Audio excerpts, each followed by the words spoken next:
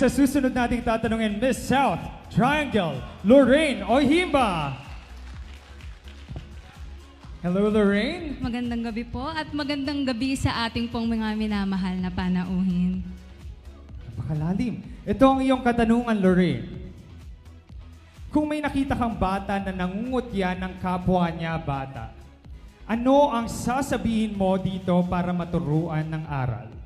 Uulitin ko ang iyong tanong, Lorraine. Kung may nakita kang bata na nangungutya ng kapwa niya bata, ano ang sasabihin mo dito para maturuan ng aral? Kung ako po ay nakakita ng bata na nangungutya ng ibang bata, pagsasabihan ko po siya, ngunit tatanungin ko din kung nasaan ang kanyang mga magulang. Dahil naniniwala po ako ng ating mga magulang ay ating mga unang guro. Kung kaya't ang batang iyon marahil ay naririnig ang mga pangungutya mula sa kanyang mga magulang. Kung makakausap ko po ang magulang na ito, pagsasabihan ko po na turuan ang kanyang anak ng magandang puso. Dahil ang magandang puso, bukod po sa pisikal na anyo, ang pinakamahalaga na parte at pinakamahalagang katangian ng isang tao. Maraming salamat po.